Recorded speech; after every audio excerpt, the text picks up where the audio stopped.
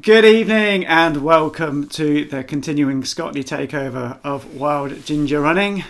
Hope we're all well. How are you doing, Jen? Good evening. Well, thinking that I picked up a tan last week in the mountains because I look quite red. You look very red, don't you? Maybe it's this kind of late summer evening glow or spring evening glow coming through. But you escaped up to the mountains last week, didn't you? Break out of the village, yeah. Break out of the village, took a little tent, went and explored some mountains. Yeah. And actually, that's quite a neat little tenuous link there to our guest this evening, because tonight we're heading off into the mountains, aren't we? With our guest. We're doing some fast uphill running, which I didn't do last week. Oh, did you not? Was it more kind of just gentle strolling around sort of It's day? more strolling around. Looking at the views. But amazing views they were as well. You really lucked out with the weather. Yeah, but tonight, so we're going to be looking at fell running. So I know Wild Ginger Running is more about trail running, but we're heading off into the mountains and looking at fell running. And our guest tonight is the wonderful Mr. Ben Mounsey. So give him a round of applause, everybody. And so let me introduce Ben. So I've got a bio here for Ben. Thank you for coming along and joining us this evening. So according to your bio, you're 29 years old. You're 39 and 3/4 years old. I don't know why I'm saying your age, but it does say that on your bio on your website. We don't normally celebrate. Not how I introduce guests, just to make for the record. You're based in God's own country of Yorkshire, I understand. Absolutely. In the Wharfdale Valley. And you've been kind of doing this wonderful sport of fell running and mountain running, but you've got some amazing career highlights. If I can just rattle a few off. If it doesn't inflate your ego too much. Hopefully your head won't expand and will stay on the screen. But top of the list, 2019, second in the World Masters Mountain Running Championships. Hang on, you're not over 40 yet. Anyway, we'll skip that one. UK Inter-Counties Fell Running Champion 2016. Third place at the English Fell Running Championships. So that's the whole series. Winner of the Black Combe Fell Race, which is a great fell race up in Lake District. You've represented Yorkshire 5 times. You've represented Great Britain at the World Mountain Running Championships in 2015. You've represented Great Britain at the European Mountain Run Championships in 2016. It's just, we could just spend all evening going on and on and on. And the other thing you've not got on this list, though, is that you also make a really damn good mean cup of coffee as well. Oh, thank you very much. That should have been top of the list, really. We should have had that on top of the list, and I'm sure we'll come on to that also. But are you still the captain of Calder Valley Running Club as well, or is that? Well, I used to be, and then I didn't do a very good job, so they sort of sacked me from that position. And Sean Goldsman is in charge now. Were you AWOL across across Europe when you should have been at meetings and things? Yeah, I was too busy making coffee, going running, and that kind of thing. So yeah, or I was in Italy. Me from that position, so it didn't last very long, but I just kept the name. I just thought it sounded quite authoritative, and made me sound a bit better than perhaps I am, so I kept it. Yeah, I just kept the old El Capitano kind of tagline on Twitter. So you've not had to relinquish that then? Well, I did change it to ex Capitano for a little bit because Sean complained that I was still El Capitano, and then I just changed it back after a while. Just didn't tell him. Fantastic, brilliant. So it wasn't the role you anticipated or expected. No. I think it was. I don't know. When I took the role on, I thought I'd do a great job and I'd get everybody motivated. And I did all right for the first race, and then I kind of just got wrapped up in my own kind of running, and I just neglected everybody else. I think and they were like, "You're rubbish, your captain." So you have to step down. I think I got forced out, so that's when I just in a very like nice way, we're still friends, and I still run for the club. Yeah, so I just got sidelined. There wasn't any kind of letters being written and kind of votes of no confidence being passed. No, I got out before then. I woke up with a horse's head in the bed, and I thought, that's probably time to leave. I'm time glad to step that still down. happens in Yorkshire. I'm glad that tradition is still being done. So we've invited you on tonight. So you are a fell runner and a mountain runner, and so if you could describe to me those who are joining us this evening who haven't done any fell running or don't understand, maybe people have if I can do the old cliche, fallen over. So they have had a fall. So done a fell while running. Sorry, that's a terrible, terrible. Yeah, this is why I'm not on the comedy circuit. But could you kind of share with us what you feel is the difference between like a fell race or doing fell running compared to a trail race, or even maybe a mountain race, and then maybe even an ultra marathon?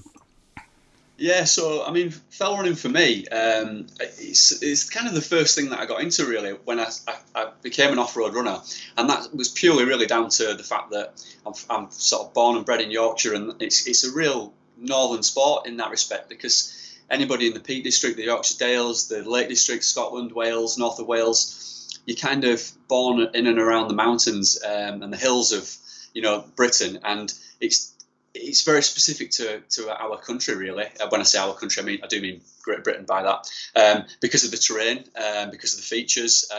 Fell running for me is kind of a sport that we should be really proud of, because it doesn't happen everywhere in the world, and it's, as I said, it's very specific to where we are from.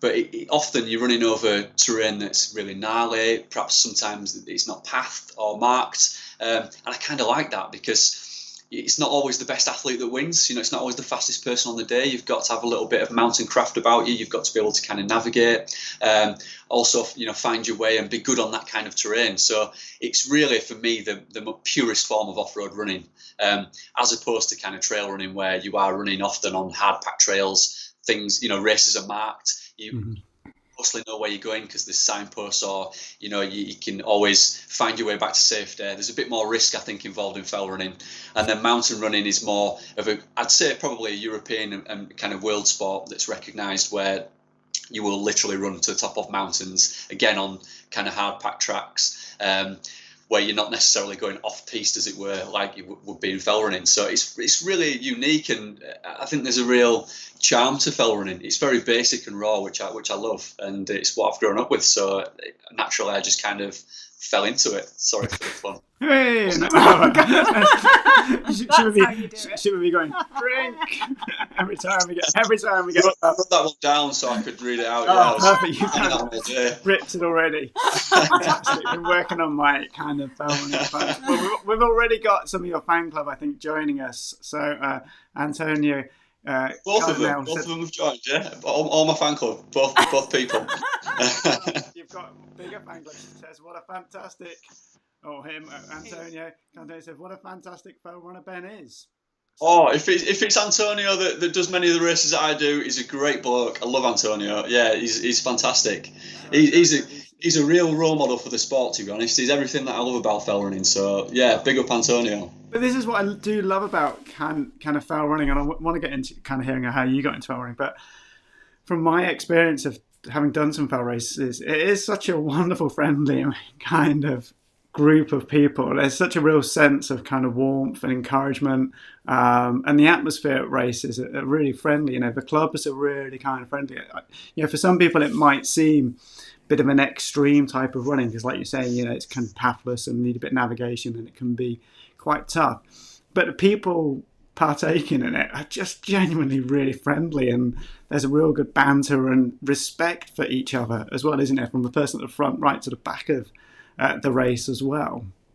Definitely. I mean, that's one of the main reasons why I love it so much, and that camaraderie, as you said, everybody wants to do well personally, but also you want other people to do well. And I find myself sometimes really wanting other people from other clubs to kind of win races sometimes, and also you help each other on the course. If you're racing against each other, you might form a little group together, help each other navigate. And I'll be honest, if I'm ever in a race and somebody went the wrong direction, 9 times out of 10, unless I'm like right at the very front, I'll probably call them back and get them to go the right way, because that's how it is. You want it to be a level playing field, and you want people to do well. And if somebody turned their ankle, for example, you'd stop and you'd help them. And then after the race, you can all go to the pub for a pint, and you can be sat next to Ian Holmes, who's the legend of fell running. And then on the other side, you might have somebody who finished last in the race, and nobody's bothered. I think really where you finish in the race is secondary to just taking part and enjoying it and having fun, and just enjoying the atmosphere and the course. It's about mastering the course rather than beating other people. For me, it's kind of a shared thing that you're doing, really, and a shared experience, and it's wonderful. It's a fantastic sport. Yeah. And pretty cheap compared to some of the races outside of fell running. I mean, there's not many trail races you can rock up and pay a fiver. Exactly. So some of the races are like £2, or they used to be, and in some cases they might even be free. So yeah, it's brilliant. Favourite word's free, obviously. So cheaper the better, yeah. And then you can win some like fantastic prizes. Like I remember Kevin Shand, who's like just a really great bloke who organises a lot of races around kind of Yorkshire and Lancashire. He organises the Blackstone Edge Fell race. And if you win that race, I think I came second once. You win things like packs of toilet rolls and whatever he's got in his house at the time. So you end up going on with like just random things, and that really is part and parcel of fell running. The fact that you're not running for huge amounts of money, and therefore I think it just keeps everybody on a level playing field and like grounded, because there's no drugs in the sport because there's no money in the sport. And well, I don't know if there's no, but there's nothing other than toilet roll really to run for. I think there's like baskets of fruit at some of our local farms. Yeah. I did win a £10 voucher at one. That was quite good. That's cool. Yeah. If you win like a Pete Bland voucher, for example, or a sports shoes voucher, you've won. It's brilliant. I think I got a good one there. That's our local one. Yeah, that's a great race. I mean, I've been around kind of various different disciplines of kind of running, from track racing to marathon, but fell runners kind of definitely have got their edge when it comes to drinking post race. I have to say, I have never known a group of runners or people who can do a flat out kind of hour and a half race and then go straight to the pub and be knocking down pints. I remember doing a race against Jebby once, Rob Jebb, and yeah, he was like front of the bar, and I'm just like, I was thinking I was sipping some orange juice because otherwise I would have been flat on my back. But I am super impressed with the drinking abilities of many. It's not. I think you don't have to be able to do that as a fell runner. But that was one of my things I always remember when summer evening races or coming up to Yorkshire Dales and doing races. Just like, wow, yeah, maybe I need to up my game here a little bit. Bit of a definitely. I mean, Jebby's not only like a legend of the sport, but he's been at the pinnacle of the sport. He's also the first to start the drinking before and after the race. Sometimes, if we go to Ireland, he's always the first to have a pint. He's always the first to take his top off at a fell running dinner and get on the dance floor and just go mad. He's just a great bloke all round. He's, if you look up fell running in the dictionary, I think Rob Jebb would probably, his name would appear first. I think he's a fantastic character, and I mean, you're right. That I think the kind of post-race and pre-race kind of atmosphere is brilliant. The fact you can all rush to the pub after you've done a race. Everybody's always up for a pint afterwards to celebrate, no matter what the result is. Yeah. And in the Peak District, I'm guessing it's the same in other places. It's like, I mean, my dad was a fell runner, so we used to go to races with him, and it was like, you had, in summer, there's a midweek ones, there's weekend ones, like it's every few days that you're doing these races, and it's just the same people there the whole time, like proper family, isn't it? Yeah, I mean, whichever race you turn up to in this country, you're going to see Darren Fishwick anyway, because he goes to every race. But there are times, I remember a few years ago, it was like sort of May bank holiday. In fact, it was this kind of time where I did a race Friday, Saturday, Sunday, Monday. And by the Monday, I was like literally crawling. Like I just had nothing left in the tank, but I'd kind of raced hard every single day. Oh, I thought that was because of the drinking, not the racing. Yeah, well, that as well. There was a bit of drinking in between as well. So yeah, by the time I got to Monday, I was ready for another bank holiday just to recover. I remember going to work on the Tuesday like a wreck. And I had 4 days off. But yeah, sometimes the races come thick and fast, and then obviously, after the race, you might have a few pints as well. So you almost need a rest day, before you go back to work. We have got people who are joining us live on YouTube, so it's great to have them. And we've already had one question come in from Becky Hunt, and see if you can answer this question for us, Ben. So can you read it? I've not got my glasses on. Oh, this is terrible. Yeah, read the question, Mark. So Becky Hunt asked, to be classed as a fell run, does it have to be in Yorkshire, Lancashire, etc., or could we have a fell run in Devon? And somebody else has commented about Cheddar Gorge. Would that class as one? I mean, are there hard and fast rules as to what we can call a fell race? They are really good questions, actually. I mean, I think to be honest, you could put a fell race on in pretty much anywhere in England, providing you've got enough ascent and enough hill, And and what in is that enough kind of ascent? terrain. Yeah, so all the races are graded. You've got kind of short, medium, long races, and then you've got like really difficult races, which could be like like a long Lakeland Classic, and then you've got sort of quite easy races as well with not so much ascent, and maybe it's kind of something that would suit a beginner perhaps coming into the sport. So every race is graded. So you've got typically got something like an AS, which would be category A short race, which would be something in the English Championship, which would be pretty savage. You straight up and straight down, for example, over kind of 4 or 5 miles. So every race has got a grading, and then you can pick a race to suit you if you're kind of coming into sport and you don't want to overface yourself straight away by looking at the grading of the race. And all this information is available on the Fell Running website, so it's fellrunner.org.uk, and there are races all over the country, so right down to the south coast, which is pleasing to know, to the very, very north. So obviously there's more fell racing in Yorkshire and in the Lake District because that's where the majority of the kind of race routes are, and there's an abundance of kind of routes you can do, as a race or just to practice. But yeah, there are races right down to the south coast. So to answer the question is yes, but just not as many, and probably not as savage. So it'd probably be a good one to start with, really.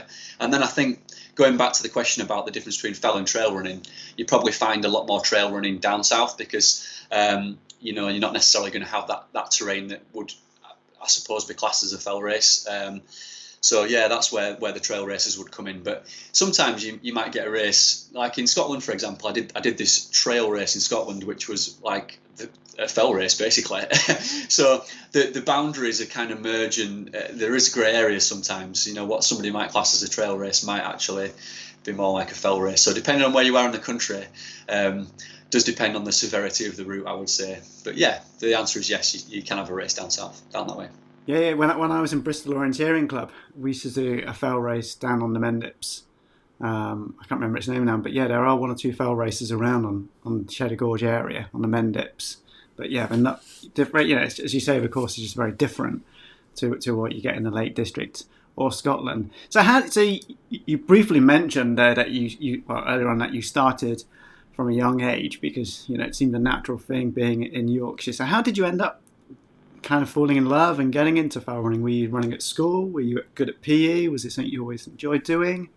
Yeah, so I grew up on a farm in Yorkshire, and I used to kind of just run to keep fit. So when I say I've been doing it from an early age, not actually competing from an early age, just kind of running around, up and down fields, because I lived on top of a hill in West Yorkshire on the farm, and I was a footballer for most of the time, and I did like kind of a bit of cross country at school, but I was never like massively into running. And then I got into cycling at university. I went to Loughborough and I joined the cycling team for a few years and then came back. And when I was about 21, 22, I just started running to work. And the reason I started running to work was because it was quicker than catching the bus. Not that I was that fast. It was just that the bus used to go through a place called Sorby Bridge near Halifax. And it was just like a bottleneck for traffic. So it would take forever to get to Halifax to where I was working. So I could run in quicker. And I used to just do that a few times a week, and then somebody said, "Oh, why don't you try cross country?" And then pretty soon I'd entered a fell race, and I just loved it because I found it exhilarating. It was kind of there are no rules in this. It's first to the top and then back down again, and you can go any direction you want to a certain extent. It was obviously marked in some parts. You couldn't just go totally off piste, but there was places where you could kind of just go straight down a hill at like 100 mile an hour, and it certainly felt like that. And at the end of it, it was just like, wow, what have I just done? It's like it's a crazy kind of sport, but it had a real charm to it, and I just found myself getting addicted to it pretty quickly. So I kind of did all the local races for a few years, then the championship races. So I got to a point where then I just started to look for something different, a new challenge, and that's when I kind of started doing a few more things abroad then. But my heart is still, in Yorkshire and in fell running and in the Lake District as well, and kind of the roots are still there. I still do enjoy a good fell race. And which was the first fell race that you did? Can you remember? Yeah, let me think. What would it have been? Looking back, I think it might have been Shepherd's Skyline, which was a local fell race. in the Calder Valley, who I run for. So yeah, it's up to Studley Pike, and back down again. It's a fantastic race. It remains one of my favourite races. It's 7 miles. It's kind of a straight up and down again, but with another little up in between.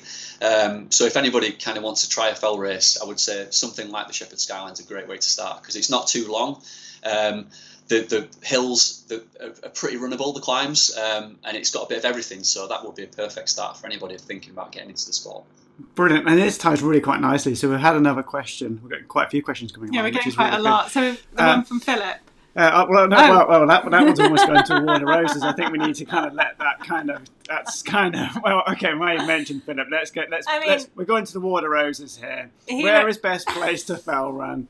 Yorkshire or Lancashire? I mean, we haven't even got the Peak District in there, have we? I mean, Philip, come on. Do I need to answer that? You know, oh my goodness me. You know, I mean, I think we'll move swiftly on from that one. That really doesn't need. It could be a biased answer. I mean, I'm sort of I'm based in Thresfield near Grassington, and it's 5 miles to Malham, and like anything right round by me is just heaven, you know. So I think I'd probably give a biased answer.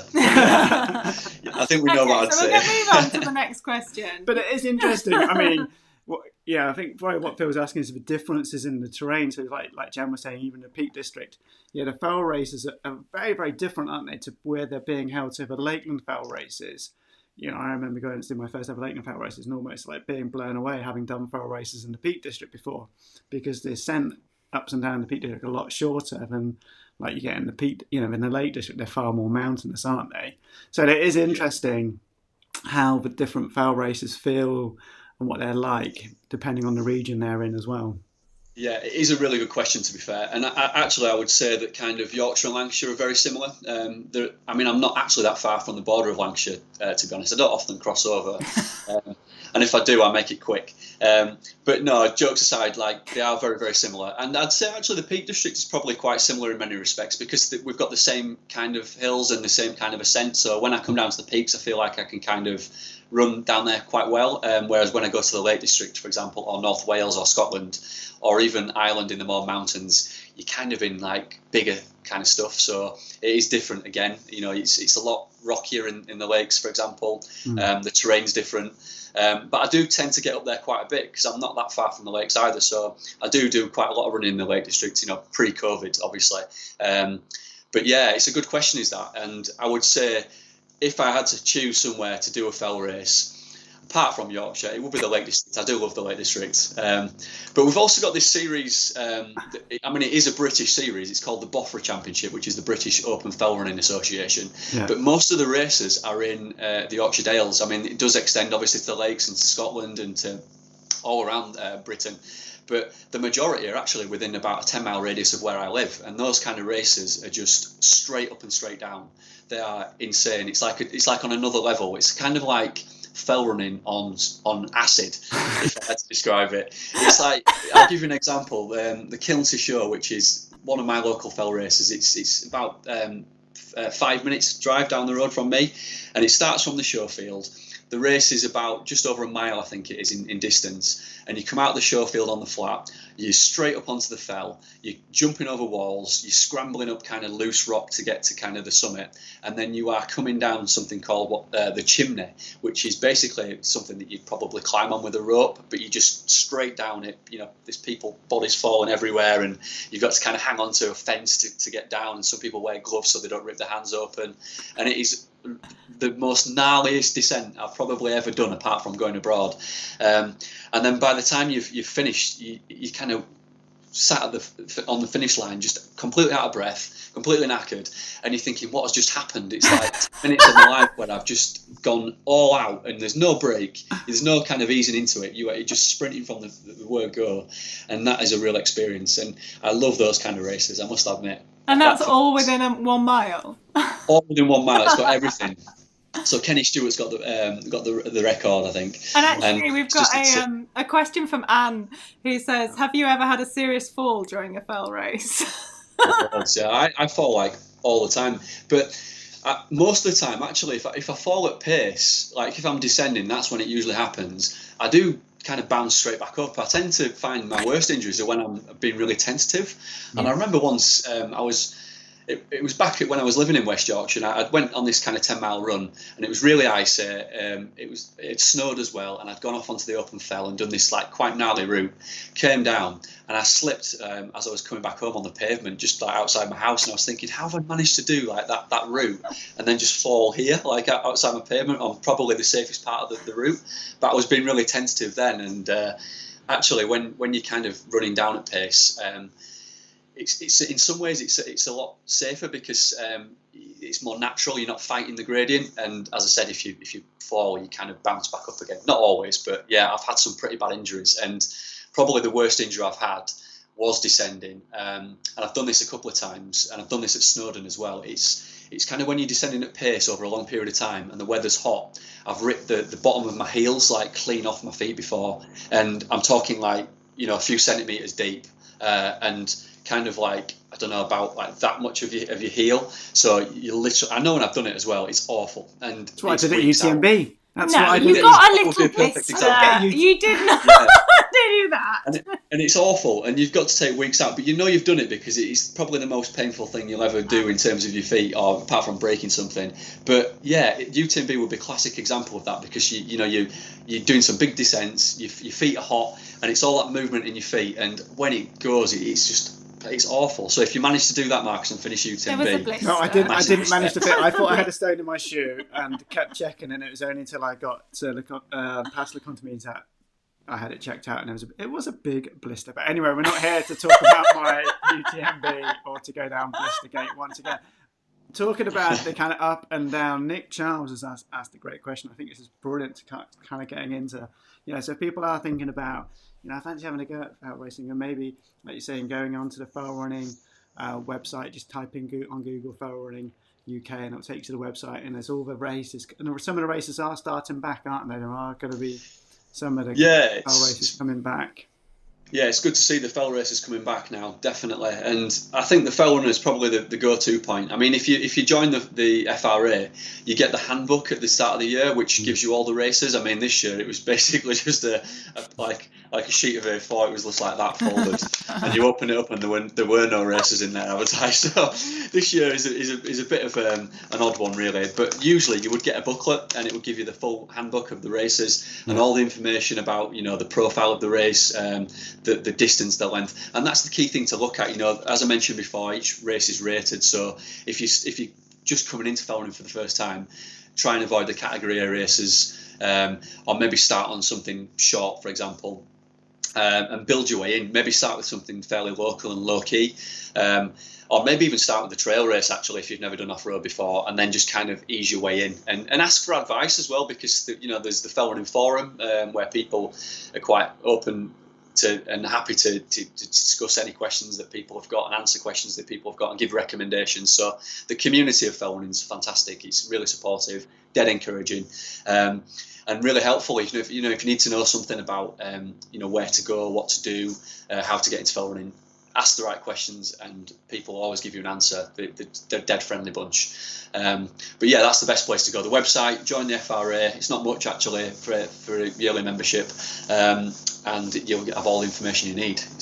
Great resource. Okay. Somebody signed up. So somebody's thinking about it. So Nick Charles has asked, is it better to be good at running uphill or downhill? What do you think? What a great question. Yeah. Well, there are uphill races and there are just downhill races as well. So I suppose in those races it would be better to be good at uphill if you're doing uphill only. But I would say both. I know that sounds like the obvious answer. But if I had to pick one, I'd probably say uphill. I think you can... Yeah, it's a difficult one. It all does depend on the race as well, because I've been in races before, and I'll give you a typical example, and I'll give you an example. Actually, we've mentioned him before. Rob Jebb is probably, without doubt, the best climber in the country, and he's in his 40s now. He's amazing. Do a race with Rob Jebb. I can't stay with him on the hills. You just have to watch him go because he's a machine. But I can guarantee that if I'm anywhere near him, which usually I'm not anywhere near him at the top, I can catch him on the down because I'm better at the down than he is, but he's much better at the climbing than me. but he usually beats me. So I would say that probably if I could choose a special power, it would be going uphill. Unfortunately, I'm blessed with the powers of the downhill, And so I have to work very hard on the uphill. But no, but both. It's better to both, just be Jebby. yeah, exactly. I mean, Jerry's just a phenomenon, isn't And it? do you do any specific training for your uphill and downhill? Do you work on your technique? Is there lots of reps involved?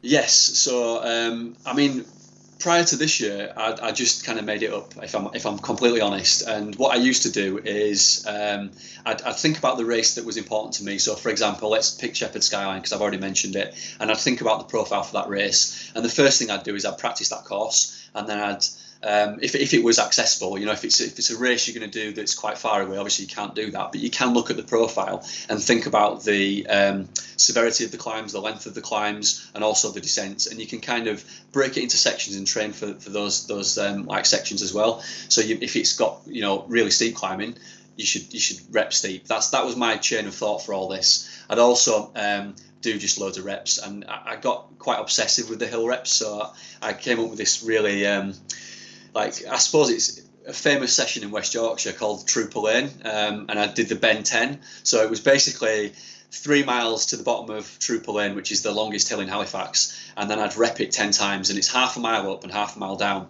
So I'd end up, just basically spending about 2.5 hours on a hill session, and I did that a few times. Every week or 2 weeks, I'd just do that, or maybe do 3 reps or 5 reps. And I just found that I just massively improved my hill running. But then I'd also do other hills as well that were different gradients, different lengths. And that was kind of my approach to it. So I'd kind of mimic what I needed to do in a race, but also just make it up and just kind of throw loads of hills in because I knew that was my weakness. But now I've just started working with a coach this year, Sarah McCormack. Mm-hmm. And she's been coaching me, so she gives me my sessions now.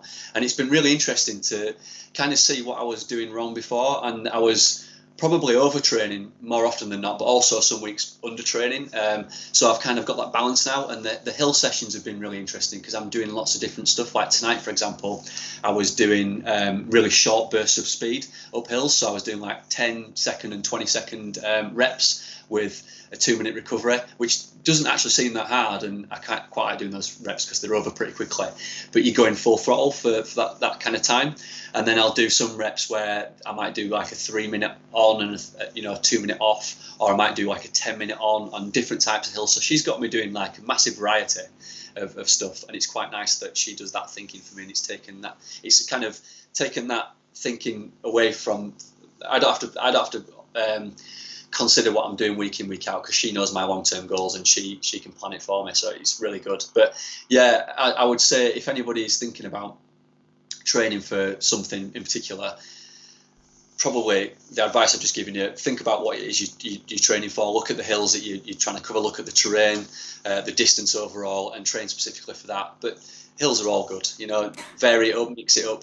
Well, Jordan's got a question, Jordan Henry, that says, what's the best way to train for hills if you don't have many near? But I'm guessing you were training for some big mountain races when you weren't necessarily living in the mountains. So what happens if you don't have the right hills? Well, you do 20 bends, don't you? Exactly. And that is a really good question. And actually it follows on from what I was saying about Trooper Lane, because that was the reason I did 10 bend 10s, because it was about 4,000 foot, maybe a bit more actually, because each rep was pretty savage. And it was gnarly, but it didn't last as long as something in the Lake District. So what I was essentially doing is I was training for the Lake District races and the European races, but on my hill, which didn't replicate that as one hill, but as 10 it did. And that was the way to do it. So you've just got to rep. Yeah, that's the only way to do it, really, and just do more of what you've got. So even if you've got small hills, just do lots of the small hills. Do lots of the small hills. Yeah, and I've got one actually close by called El Bolton, which is nothing of a hill really. It's really short but really steep, and I quite like going up it from different angles, so you can kind of go up and down but never do the same rep each time. But if that makes sense, so you always get to the same place, but I just go down a different way and come up a different way. It's really nice that I just go around, I just sort of traverse around it, which is pretty cool. Brilliant. So you're being creative with your training and just Definitely. And then I did this other one that was my favourite, was like a pyramid session. So it was a shorter hill than Trooper Lane. And what I'd do is I'd start at the bottom, and then I'd run to the first lamppost and back, then the second lamppost and back, the third and back. And actually whoever put the lampposts in, did a great job of like spacing them evenly. I didn't measure them. So that was brilliant. So when I got to the top, I then worked my way back down, and that was brilliant because it took all the thinking out of it for me. I just turned when I got to lamppost. It was great. Yeah. And then I had to remember which lamppost I got to last, so that kept me going. So keeping the cognitive skills going. Yeah, yeah. And then most of the time, just if you get bored during a run, I just think of what I'm going to call my run. That's what 80% of my runs I do when I think about something. I just think that's for Strava. Yeah, always for Strava. Yeah, so I'm thinking about like a catchy name for it. I could never just call it evening run or afternoon run or morning run. That would be like sacrilege. I have to name the run. So I always try and come up with something like witty. Usually it's just something I laugh at. It's not that funny, but yeah, usually it's got to be something. It's like a pun or something like that. So I think one of my favourite ones was I did this run once, and it's not funny, by the way, but I've probably built this up now. I was just constantly running into the wind, so I called it Headwind van der Sar. That was when Edwin van der Sar was the keeper for Man United, and I just thought that was really fun. A few people laugh on Strava, but yeah, that's the kind of thing that goes on in my mind. It's either what am I going to have for my tea, and what am I going to call my run. Yeah, and how many reps have I done, and which lamppost did I just get? Three things almost like, oh no, but I can't remember how many reps I've done, but I got a catchy name. So I call it the tenant or the kind of momentum, because I've lost what I'm up to. So anyway, I've got a question. So we're talking about uphill there. And from my experience of fell races, there is also the ninja black art. So you say Jeb is not a good descender. I've raced against Jebby. He is still a good descender, but I'm not the world's best descender as a kind of I'm more of a trail, kind of very kind of comfortable mountain runner, but that's not my strong point. And I've raced against Ian Holmes as well. And you mentioned Ian Holmes right at the start. That boy. He can descend. It's almost like he has got something going on in his brain, his prefrontal cortex or something, or he has no fear to come downhill, does he? Is that such an important skill to be developing for fell running as well? Because is that, like you were saying earlier, that fall you had was because of being tensed up. So when we're coming to descending, how can we then start training for being confident and strong on those kind of descents? Yeah, I mean, Ian Holmes is the benchmark of descending. He's just incredible. I mean, he's got this record in Italy at the Trofeo Vanoni mountain race, which is I've got a picture. Famous relay. You went and did it a few years ago, didn't you? Yeah, I did it a few years ago, and I had a really good run the first time I did it. I've got gradually slower every time I've done it. But the first time I did it, I had a fantastic run, and I think I was the quickest or second quickest on the descent. I was second overall. But Ian Holmes has got the record for the descent, like end of forever, like amen, by quite some way. And I think there's only 3 people that have ever gone under kind of a certain time. I think it's under 9 minutes or something from Great Britain. And I am one of them. And that's kind of I should put that on my bio really, because that's one of my proudest achievements. But I'm still nowhere near Holmesy, because he is just incredible. And I think part of being a good descender is, there is some natural, I would say ability in there as well, but also it's a mental thing. So I think it's a combination of confidence, and also how well you cope with the terrain and tackle the terrain, and how good you are on the terrain. But you can improve all of that, including your confidence. So the first thing I would do if you're starting out on kind of fell running and you want to improve your descending, I would just practice on short sections first of all, and practice just running downhill. So it's terrain that you're not going to kind of fall over. It's not particularly rocky or gnarly.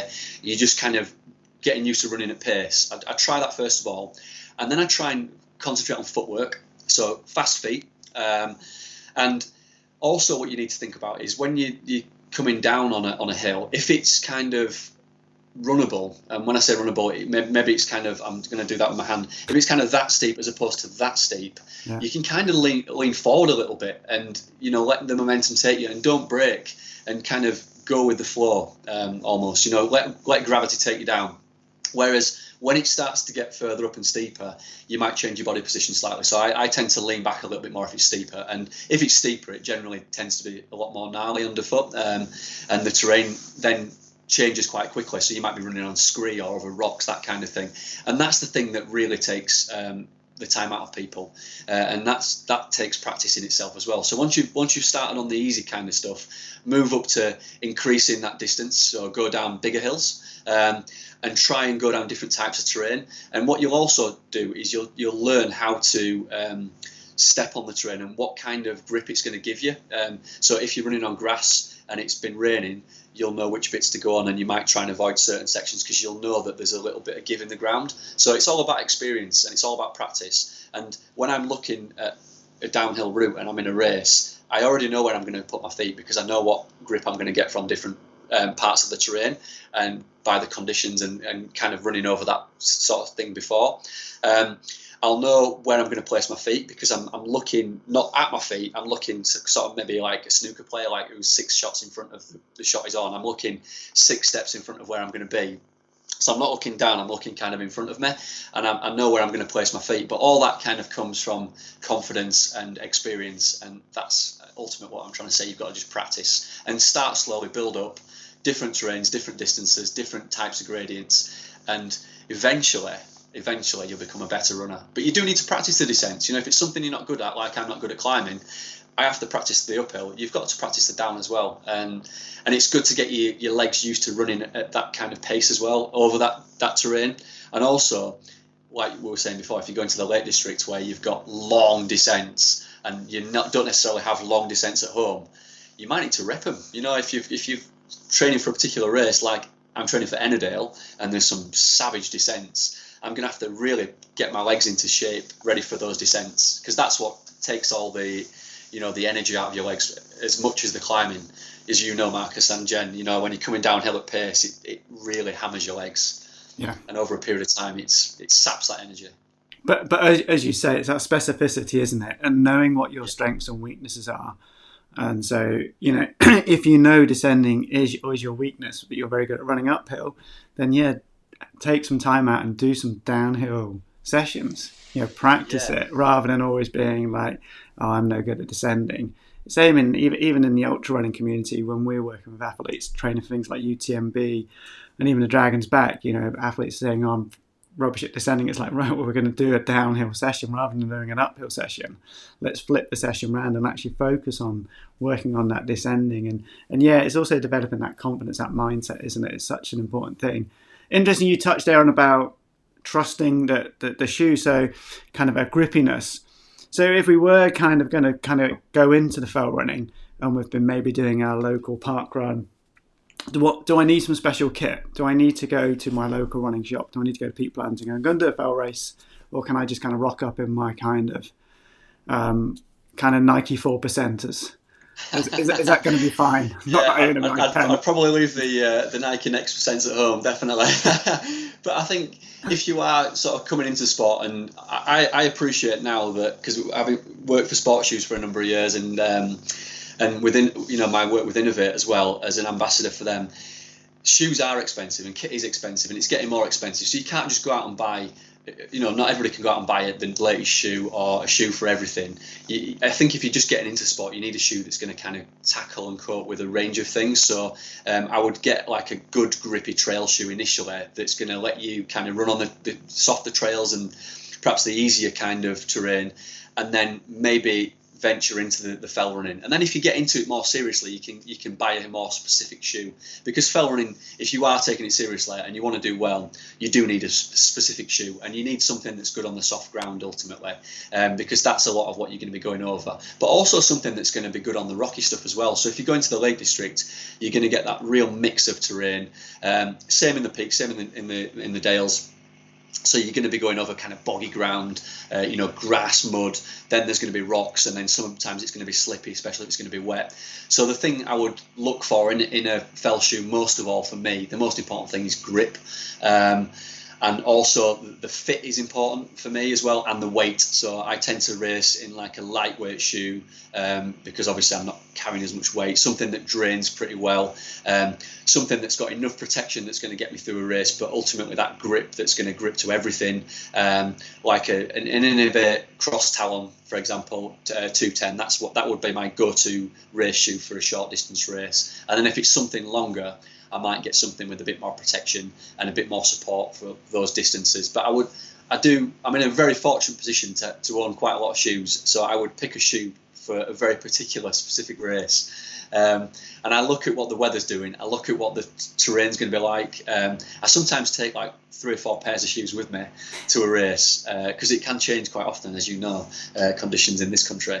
And I'll decide when I'm warming up. I might warm up in a couple of shoes and make a decision. But yeah, I think the shoe I race in the most is probably something like a Cross Talon.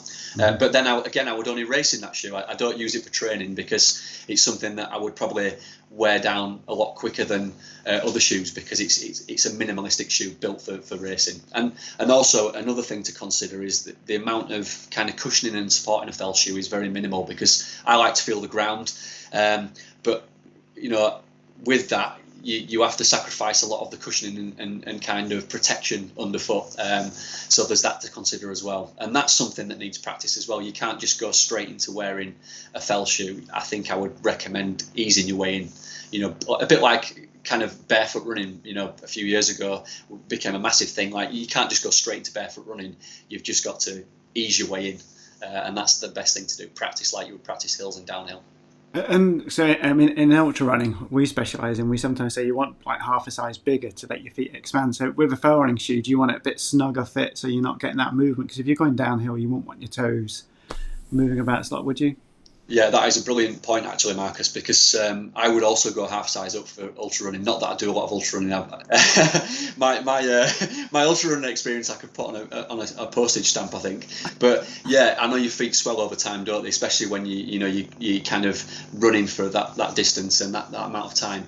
But with a fell shoe, yeah, the other way for me, I tend to wear a snug fit shoe, and I have in the past worn a slightly bigger shoe. But then when you're descending at pace, there is that movement, and if there's that movement, that's when you can get the blisters that we talked about, or you can bruise your toes. So I tend to wear something that's a really tight fit, and that's why I kind of have always gone with an Innovate, because I've got really thin feet as well, and they do different widths of shoes. So I would tend to wear something that is a precision fit, very, very kind of thin fitting shoes, but also something that's not going to have lots of movement in the shoe. But yeah, that's a great point, and I agree entirely with that. So we've got my shoes sorted out. So I found a race. I'm going to rock up whatever kit, because sometimes if I look in the FRA handbook, it says full FRA kit required as well. So what does my full FRA? What can I just rock up with my shoes and off? Another great question, mate. These are great questions. Yeah, so you want something, first of all, to carry the kit in, but you do need emergency kit. So we'll come on to the carrying bit in a minute. But to do a fell race, you have to have the kind of minimum kit requirements, and that involves waterproof, so waterproof jacket and waterproof bottoms. Now, something to be aware of about those as well, as you both know, you have to have taped seams, and that's because if you don't, it's pointless having a waterproof without tape seams, because the water just comes in through where the material's joined. The tape seam basically seals the different parts of the jacket together and allows it to be more waterproof for a longer period of time. So you need something that's waterproof top and bottoms. And I would recommend, if you are racing and you're buying kit to racing, something as lightweight as possible, but also that's going to do the job. So there are quite a number of different kind of jackets available that you could buy for that. You need a hat and gloves. A buff, unfortunately, for many race organisers, doesn't class as a hat. So I tend to wear like a lightweight beanie, or put that in my bag if I don't need to wear it, and a good pair of gloves. So if it's a really cold day, I'll wear something that's thermal. If it's a mild day, I'll just put in my bag kind of a thin pair of gloves. You need a compass, a map, and that can be a printed map just on a sheet of paper, as long as you can read it and you know how to read it and use it. A whistle to attract attention if you do take a fall, unfortunately. You need some food. with you. I think I've covered everything there. And then I also take like a little drink as well sometimes if I'm doing a long fell race. So it might just be a soft flask, or what I might do is take a soft flask and not fill it with water. But if I'm like kind of know there's going to be points on the race where I can fill up in a stream, and you're happy to do that, like I'll just do that. I mean, I remember once Jim Davis, who's a bit of a legendary fell runner, he just took a plastic bag with him, like a little plastic bag. I remember him filling it up in this stream once during the race, and he just kind of drank out of it. This is before the days of soft flasks.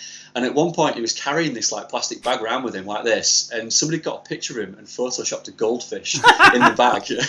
And it was like he'd won it at a fair, but it was in a fell race. It was the funniest thing ever. This was pre soft flasks, but I just thought that was so ingenious. I think I've heard about that. I would take something you can drink out of, and actually you can get some little cups now. That I know I keep mentioning Innovate, but Innovate and Salomon do these, these kind of little other cups. brands are available. There are other brands, yeah. And Montana. I think you've got one of those, haven't you? Go on, fetch it. Yeah, sorry about dropping that in. And then you ultimately need to carry all this gear as well. So in the past, I've gone for a classic bum bag. Not worn it on the front, obviously on the back, as fell runners do. But these days, it's all about the race vest. Like that. The race vest is replacing the bum bag. Even for the shorter races. Yeah, because I think now the race vests are just so much comfier to wear. I mean, I've still got a bum bag. I still rock it sometimes. If I want to, if I'm feeling a bit retro, I'll get it out. I was retro. I should have put that on my Strava run this morning. Retro run with bum bag. I didn't know I was being retro with my bum bag every day. I thought I was cool. Yeah, no, you're definitely cool wearing a bum bag still. I promise. I mean, as long as I think with a bum bag, you need various points at which you can kind of change and adjust it. So as long as you can adjust it at the back and the sides, because there's nothing worse than a bum bag that moves around and kind of rubs. With the Montaigne ones, it's the Velcro, and it's absolutely perfect. They don't move. You should try them.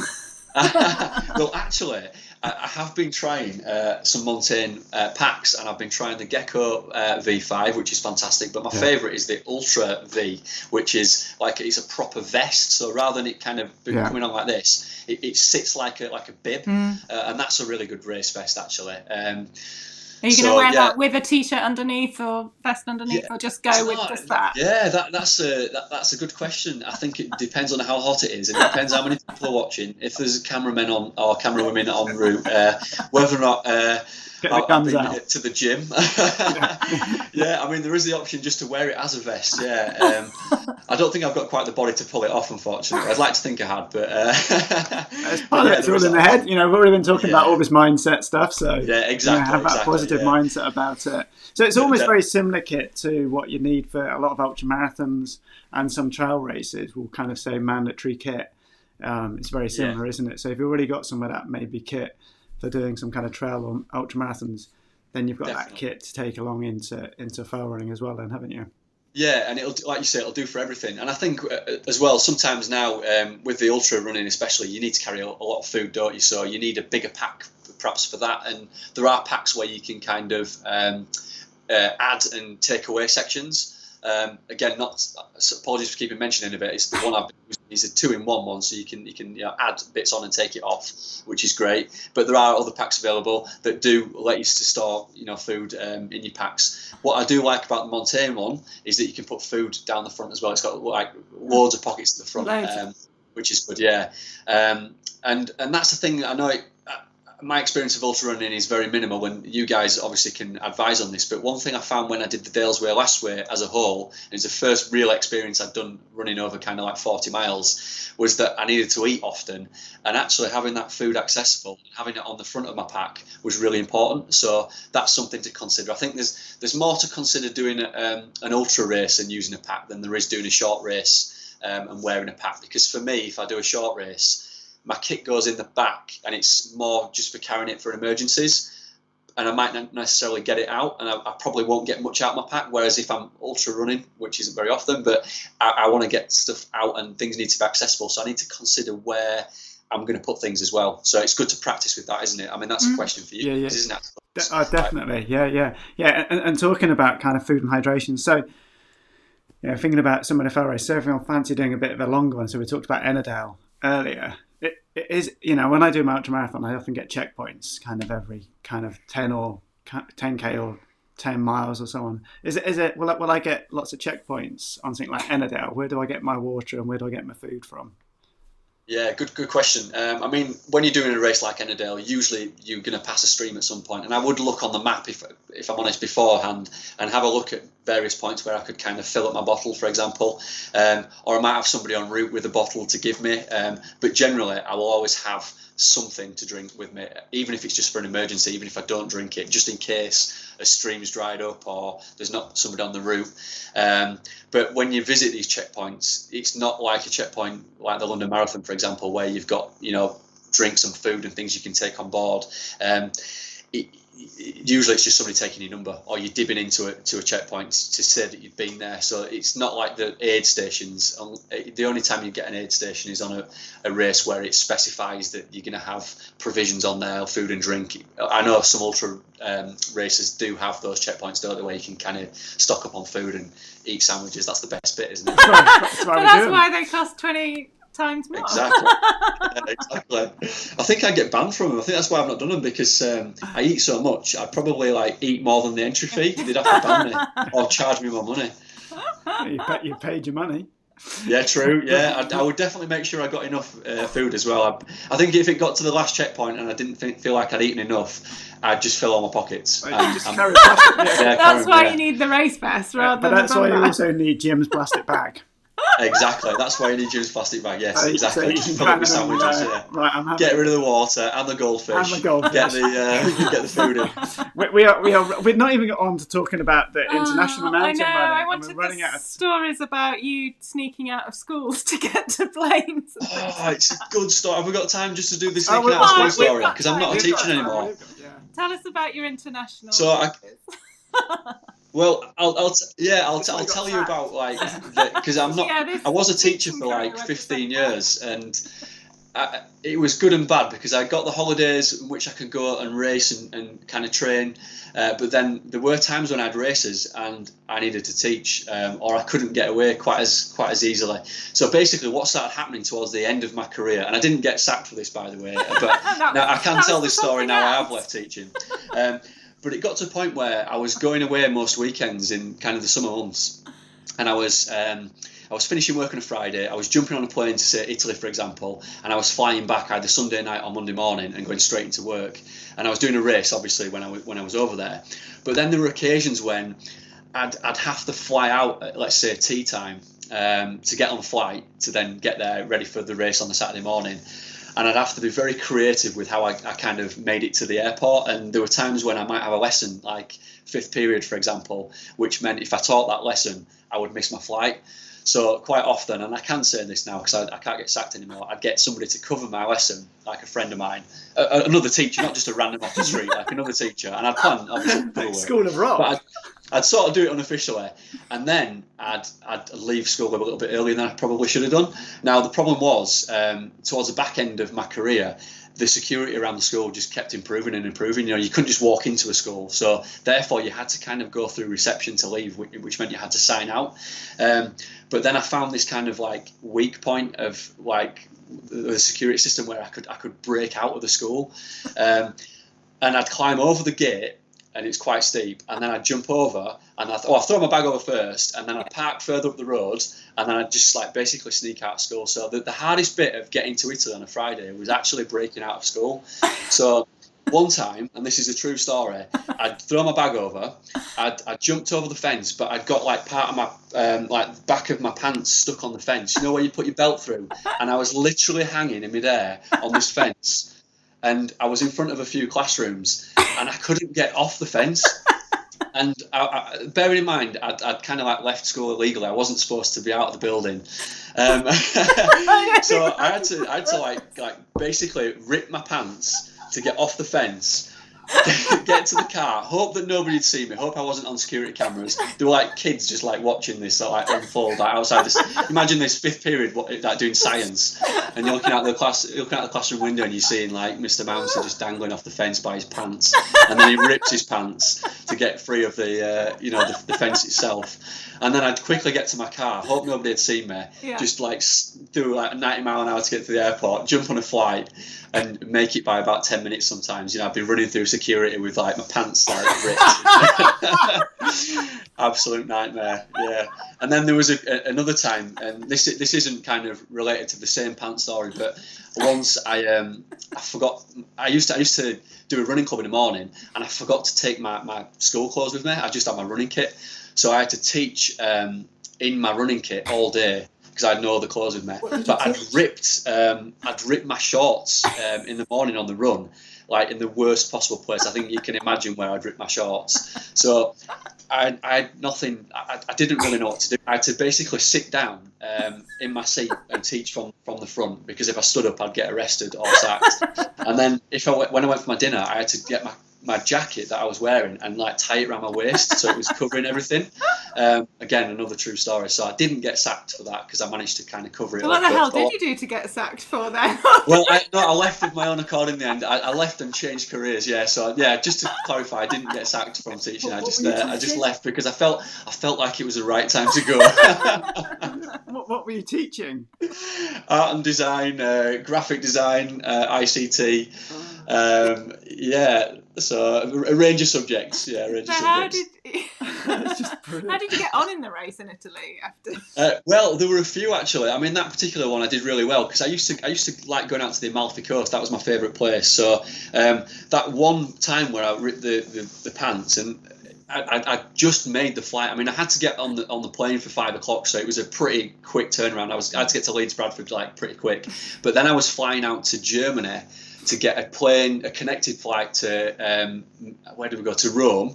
So I flew to, I think it was like off the top of my head, like Dusseldorf to like Rome, and then Kirsty came out, my girlfriend, and she had a race but in a different part of Italy the next day. So we spent a night in Rome. We had like tea outside the Colosseum, amazing. Went to the hotel.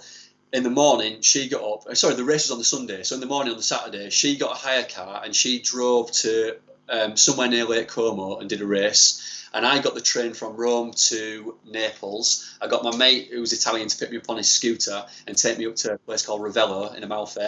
Then the next day, and I had like dinner, and in Amalfi I was drinking like, Peroni overlooking the Amalfi Coast. It was amazing. Did the race the next day. Kirsty did her race, drove down to meet me in Ravello on the Sunday night. Spent a night in Ravello. Next day, I got the flight back via Germany. First thing Monday morning, got into school at like 9 o'clock, got into briefing, just like no sleep. And everyone's just chatting, all the staff members are like, oh, what did you do this weekend? Oh, yeah, I had a kids' party, did this, I cleaned the car. What did you do? Oh, I just went to Italy. And I used to tell the kids at school, none of them believed me. They thought I was like a compulsive liar. I'd be like, yeah, I went to Italy to do a race. They're like, really? Did you win? Yeah, I won it. Or I came second or whatever. And they were like, are you lying? And they just thought, it was like a thing where they just thought I was a compulsive liar. So consequently, they didn't believe anything I ever said then. So my teaching went downhill, and that's probably why. That story, it sounded like something at Man Down or something. Just like Greg Davis must have seen that story and gone, I'm having that in Man Down, I'm going to put that in Man Down. We have had, during that hilarity, we have had another question coming in. We'll start kind of a sensible one, which I think if you could start sooner. But it's not even, we're not even gotten to the coffee yet. I think we'll finish off on the coffee chat very, very shortly. But Dean Dickinson wants to know what you use for muscle recovery after hard training. He's in the pints, isn't it? He's seen the guns. He's seen that kind of rippling physique underneath. That's what it is. I mean, you can't hide these, can you? Yeah. So no, good question, Dean. Good question. So basically, I like to use, if I'm doing a hard session, I do like to use some kind of recovery fuel. So the one I do use is mountain fuel, or I'll just do a classic pint of milk. But I quite like, they do this like recovery fuel, strawberry, which is nice, and like a morning fuel, which I know sort of says in the title that you should use it in the morning, but I really like the taste of it, so I use that sometimes on a night. But then a couple of years ago, I started using CBD oil daily. Now, I've never been a believer in anything like this before, but I've tried some. And the reason I tried it is because we'd gone out to Spain. This was after teaching, to live in the camper van for like 6 months and kind of race and train every day. And it was getting to the point in the morning where I was getting up and I was like creaking for like 30 minutes and I was stiff. It took me like an hour to warm up before I could even like walk properly. And I started taking CBD oil because somebody recommended it. And I started sleeping better. I started moving better. My joints were a bit freer. And I just put it down to that. So I've taken it ever since, and I still take it. In fact, I've probably got some now, actually. I've got some on my desk, so I don't like... I remember to take it in the morning. So every time I log on in the morning, I'll just take a couple of drops. But I honestly think that stuff has really like helped me kind of recover, as well as the mountain fuel. So yeah, CBD oil, way forward, I think. I use it too. Yeah. Yeah, interesting, isn't it? I think it's good for anxiety as well, and I think obviously at this kind of world we're living in now, and this like these COVID times, it's a nightmare, isn't it? Even I'm a really positive person, but living at home all the time in that controlled environment, where you can't go out and you're in lockdown, it's horrible, isn't it? So I've been quite anxious the last few months, and therefore hope that's helped somewhat as well. Can you still hear me? Sorry. Connection gone. Oh yeah, we'd lost your sound. Sorry, that's why we were frantically trying to get the sound back. So we missed that last bit. Sorry. We had a slight technical. I mean, one of the benefits of taking CBD oil is obviously it helps to treat kind of anxiety and stress as well. And it is a stressful time at the moment, isn't it? It's getting better, but it's not been an easy 12 months, has it? So anything that helps with that, I'm a big fan of. So yeah, that and the mountain fuel, I think's really helped. And what about coffee? So let's. We've gone over the hour as per usual. We never managed to keep within the hour on the Scott in the evening, unfortunately. But you left teaching. Not under the cloud that we thought it might be. It was such a mild exit. You were marched off the school premises with your ripped underpants. I mean, when I was a kid, I used to try and find ways to escape school, but I never noticed the teachers trying to escape school as well. That was never on my radar, I have to say. Maybe I just wasn't looking hard enough. Kids skipping school with teachers, that's definitely a new one. Yeah, so we got into coffee. So how did that happen? So you now do coffee on the side? Yeah, so I'm a pretty random bloke, really. I kind of was in teaching for 15 years, and I had a really structured lifestyle. So I'd obviously know where I was every week. I'd know what I was doing, and I'd be racing on a weekend and training on a night. And then I just got fed up, really, and I wanted to change. I wanted to kind of devote myself more to running, really, and what I enjoyed doing.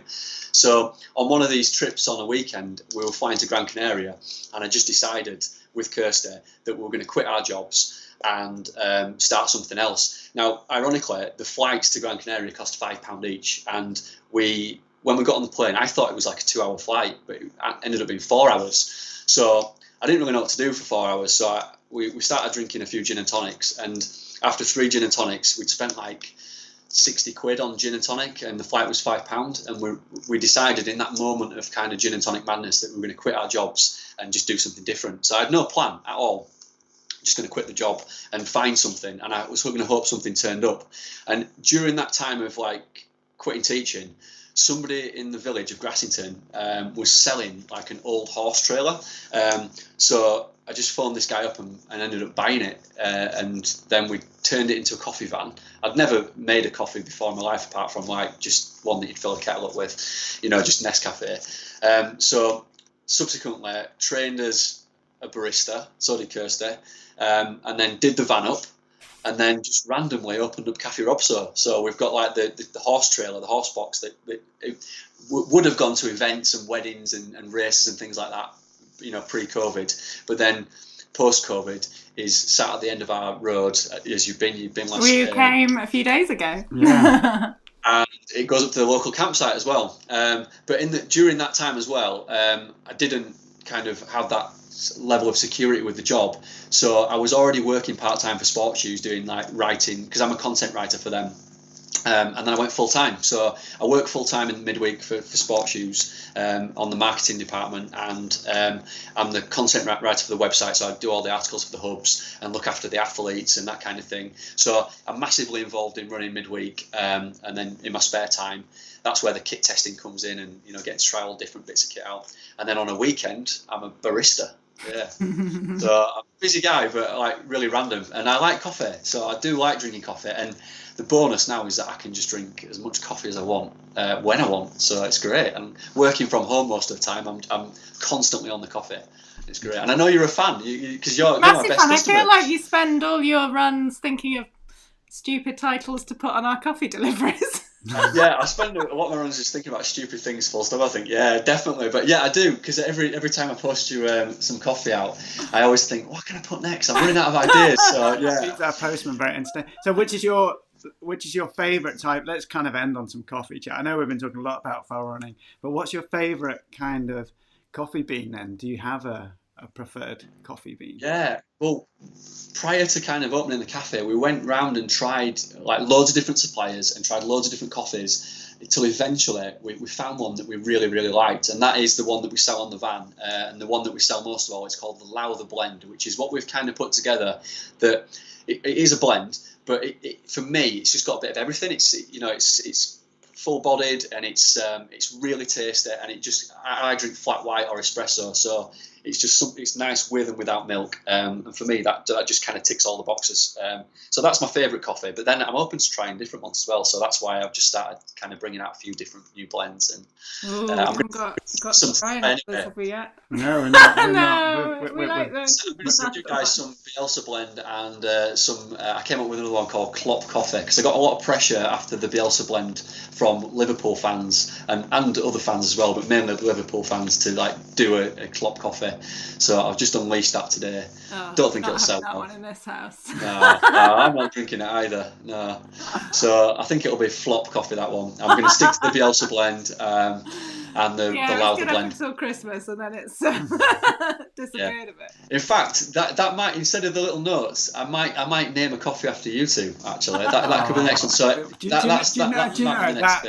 that would trump some of my goals, my secret goals of me appearing in certain things or on certain magazines, stuff like that. Having a coffee named after me, my God, that would be it. I would be like, well, in that case, I'll leave it with me, and I'll see what I can do. well, now we've kind of done it online. It's live. It's going to be, it's going to be on YouTube. I've committed myself now, haven't I?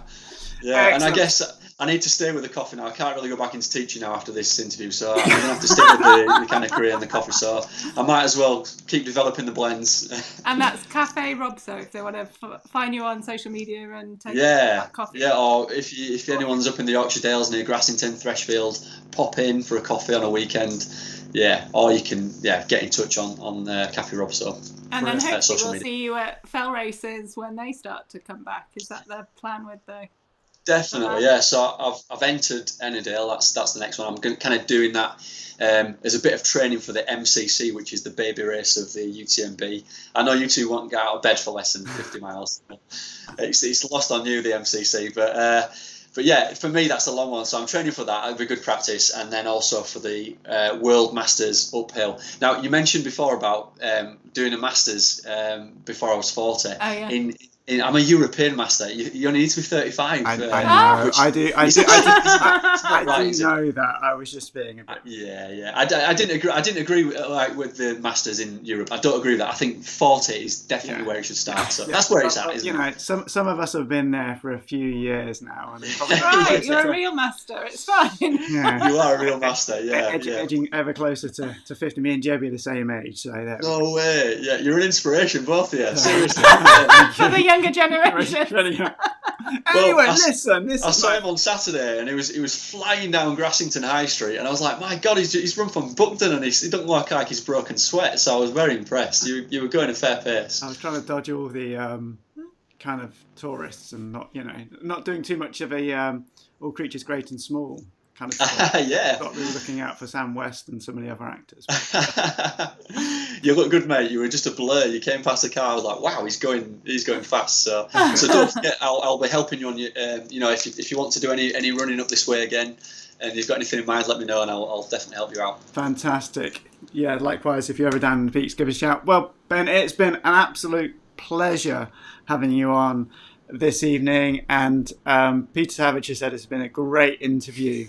Thanks. So, if you ever want me back, I'd love to come back. I've always got plenty. I'm sure if we get more questions, and then we can kind of go there's a bit more tales that we haven't heard about you rocking up to races. Tales, yeah. I've always got those. The thing with me is I don't really plan anything very well, so I'll leave a lot to chance, and then things just happen like in that period of time between leaving it to chance and then things going wrong. And also just, going with random local people in the villages you've gone to for races. I think there was some stories. I remember you talking about that. They're the best kind of experiences. Yeah, I never have any expectations, so I leave it purposely open as to interpretation, and then I can just enjoy it a bit more, I think, because I've never got any expectations about anything, so anything's a bonus then. Any positive's a bonus. So. Fantastic, Brian. What a great kind of growth mindset.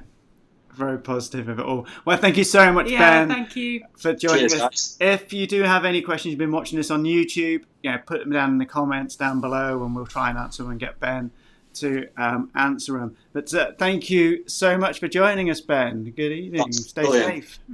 Thanks so much, guys. Cheers. Oh, you're welcome. Brilliant. Well, there we go. What a fun. I can't laugh so much again on a Wednesday evening. It's almost like a comedy night for me. I think I've kind of recomposed myself. I hope you've enjoyed this interview. If you joined us live, thank you for joining us. If you've watched us back on YouTube, please make sure you click on the subscribe button to keep up to date with what's happening. If you're listening to us on podcast, you've taken us out for a run. We hope you've had a good run and hope you've enjoyed listening to the podcast. And please leave us a review as well. It kind of helps us on the ratings. Claire's back next week, and we're back in 2 weeks' time. Yeah. And who have we got? Have we got the guest lined up yet, or is it we top have? secret? No, I think we've got Mr. Damien Hall. I think I've heard of him. I think he's done some running of some sort. So yeah, we're chatting to Damien Hall of his new book. So hope you can join us in 2 weeks' time. Remember, Claire will be here next Wednesday live on YouTube as well. So have a good rest of the week. Stay safe, and we'll see you all soon. Bye. Goodbye.